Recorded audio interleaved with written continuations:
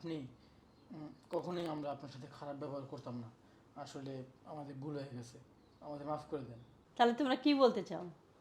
আমি গলায় সাইনবোর্ড লাগিয়ে ঘুরবো আমি কে? আমার সেটার প্রয়োজন নেই।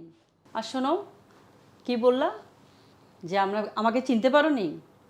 একটা মানুষকে চিনতে পারলেই তাকে সম্মান দিতে হবে, আর তাকে না চিনলে তাকে সম্মান দেওয়া যাবে না। এটা কোথায় লেখা আছে? কোথায় পেয়েছো এটা?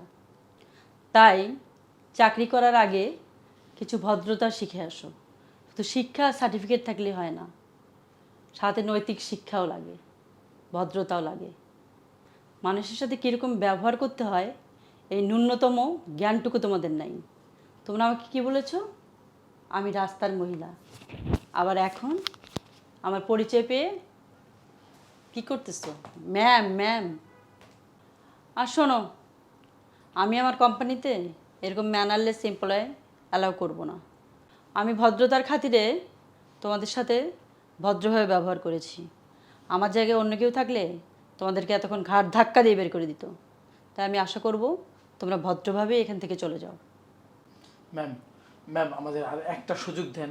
ম্যাম আমরা আসলে বুঝতে পেরেছি, না জেনে আসলে না চিনে কারোর সাথে এভাবে খারাপ ব্যবহার করাটা ঠিক না ম্যাম। ম্যাম আমাদের ভুল হয়ে গেছে ম্যাম, প্লিজ আমাদেরকে মাফ করে দিন। ম্যাম